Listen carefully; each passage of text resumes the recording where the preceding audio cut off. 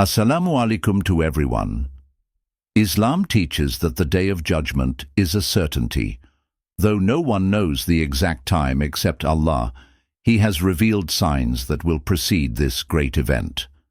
Among these signs, some remarkable figures will emerge. Their presence will be a test for humanity. Some will be sources of hope and guidance, while others will spread deception and chaos.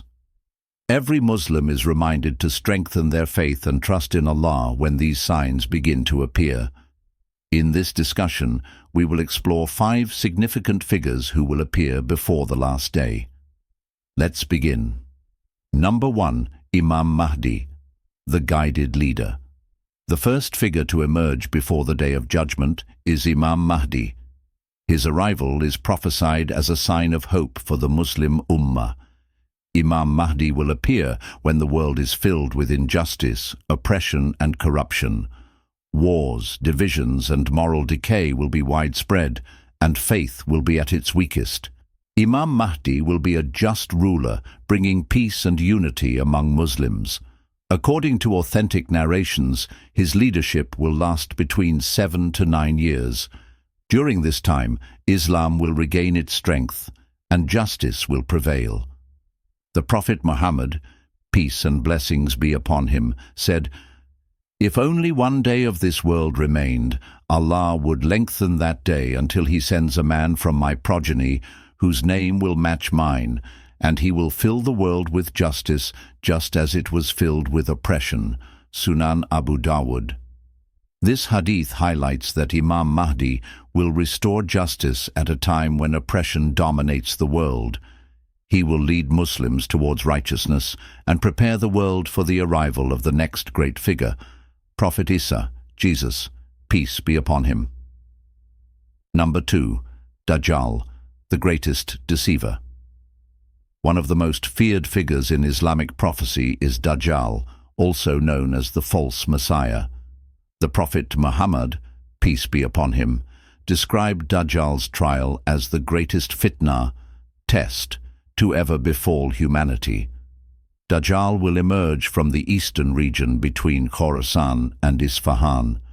He will be a master of deception, claiming to be a god and performing false miracles to mislead people. He will be able to make barren lands fertile, bring rainfall, and even raise the dead. But all of this will be mere illusions permitted by Allah as a test for mankind. One of his most distinctive features is that he will have one blind eye. The Prophet Muhammad, peace be upon him, warned, "Dajjal is blind in one eye, and your Lord is not one-eyed. And written between his eyes is kafir, disbeliever, which every believer will be able to read." Sahih Muslim. To protect ourselves from Dajjal's deception, the Prophet, peace be upon him, advised us to recite Surah Al-Kahf. Whoever memorizes the first 10 verses of Surah Al-Kahf will be protected from the trials of Dajjal. Sahih Muslim. Dajjal's reign of deception will eventually be ended by the return of Prophet Isa, Jesus, peace be upon him. Number 3. Prophet Isa, Jesus, the truthful messenger. One of the most significant signs before the Day of Judgment is the return of Prophet Isa, peace be upon him. His second coming is a fundamental belief in Islam, confirming that he was neither crucified nor killed, but rather raised to the heavens by Allah. Allah confirms this in the Quran. "And indeed, Jesus is a sign for the hour, so do not doubt it and follow me. This is the straight path." Surah Az-Zukhruf 43:61. Prophet Isa will descend at a white minaret in Damascus, Syria, dressed in white garments. He will return not as a new prophet, but to support Islam and defeat Dajjal. He will break the cross, abolish false teachings about him, and restore the true message of Islam. The Prophet Muhammad, peace be upon him, said, "By him in whose hands my soul is, surely Jesus, son of Mary, will soon descend among you as a just ruler." Sahih Bukhari. With his leadership, peace and justice will be restored. Prophet Isa will lead the Muslims in prayer, defeat Dajjal, and unite the believers. Number 4. Ya'juj and Ma'juj, Gog and Magog, the great corruptors. After Prophet Isa's arrival, another terrifying event will occur, the emergence of Ya'juj and Ma'juj, Gog and Magog. These two destructive tribes are mentioned in the Quran, until when Ya'juj and Ma'juj are let loose, and they will swarm down from every hill. Surah Al-Anbiya 21:96. Assalamu'alaikum to everyone. The night of the 27th of Rajab is marked as one of the most significant events in the history of Islam, the Isra and Mi'raj. This sacred night witnessed a divine journey that took the Prophet Muhammad, peace be upon him, from the holy mosque in Makkah to the furthest reaches of the heavens. The event began in the stillness of the night when Allah Subhanahu wa ta'ala commanded the angel Gabriel to prepare for a journey like no other. In the early hours of the night, Allah instructed Gabriel to carry out a special mission. "Do not glorify him tonight, do not rest," Allah said. "Go to the heavens, take the Barak, a heavenly steed, and bring it to the Prophet." Gabriel immediately set out on this divine task, ensuring that everything was in place for the Prophet's miraculous journey. The Prophet's vision, a glimpse of the future. As the Prophet Muhammad, peace be upon him, lay resting, he saw a group of people standing before him, holding two pieces of meat. One was beautifully cooked, while the other was raw and rotten. To his surprise, the people devoured the rotten raw meat and left the cooked one untouched. Gabriel, who was by the Prophet's side, explained this vision. It represented those who forsake the lawful and pure, choosing instead to indulge in what is sinful and forbidden. It served as a warning to those who stray from the path of righteousness. A sign of laziness in prayer. The Prophet's journey continued as he witnessed another scene. A group of people was striking their heads against rocks, causing them to crack open. Every time their heads cracked, they would heal and continue this painful act again and again. Gabriel explained this vision.